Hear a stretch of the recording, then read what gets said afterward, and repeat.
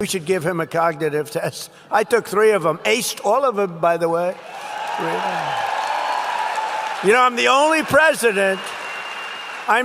president to take a cognitive test, because I don't think Obama could pass it. I don't.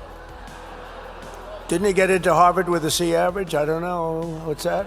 Donald Trump often bragged about his IQ as if the number itself ended every argument.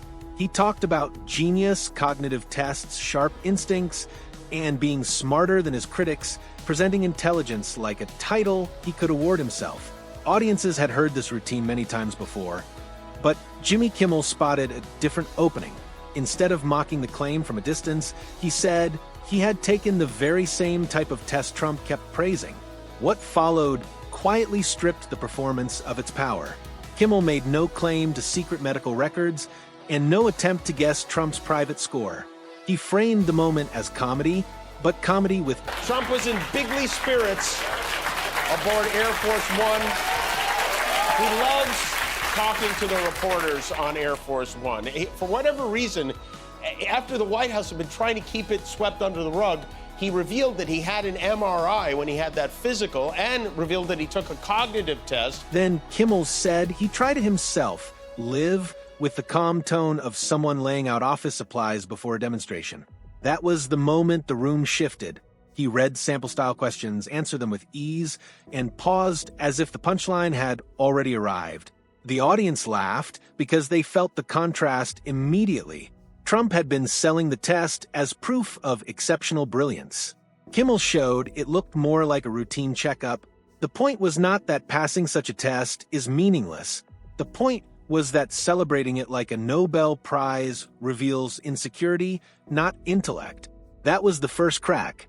Kimmel's sharpest observation was simple. If the test is basic enough to be used as a screen, why treat it like evidence of unmatched... I don't think he could pass it. I don't think... Well, Biden isn't. Give me a break. You know, the first question is very easy. It's a lion, a giraffe, a bear, and a shark. They say, which one is the bear? And everybody says, 30 questions. Everyone says... Trump's boast relied on most people not knowing what the test actually represented. Once Kimmel explained it, the claims sounded very different. But he did not stop there. He widened the joke into a leadership test. America does not need a president who can repeat a few words and treat it like a national accomplishment. It needs someone who can remember commitments, focus during crises, listen to experts, admit failure, and understand that leadership is not a personal intelligence advertisement. Grocery prices do not fall because a man says he aced a test. International conflicts do not resolve because someone brags about his brain. Families do not feel safer because a politician wins a pretend contest against a comedian. For older viewers, that point landed hard. They understand the difference between a screening and wisdom. They have seen loud confidence mistaken for competence. They know real intelligence appears as patience, restraint, curiosity, and the ability to accept correction without exploding. Kimmel trusted that experience and let the audience judge Trump by standards no self-awarded score could hide. Any reaction afterward only reinforced the joke. Attacking Kimmel meant it landed.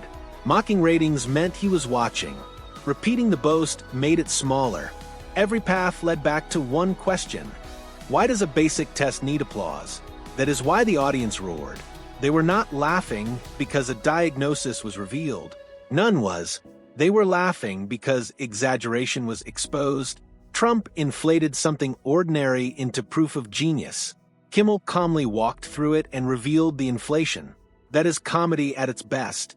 It does not always uncover secrets. Sometimes it restores proportion. By the end, the test no longer belonged to Trump.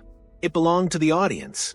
Viewers were left asking what intelligence should actually mean in public life. Is it passing a screen or staying steady when the country is anxious? Is it remembering words or remembering responsibility?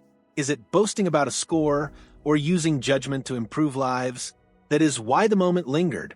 Trump bragged about his IQ. Kimmel took the same idea and revealed the need behind it.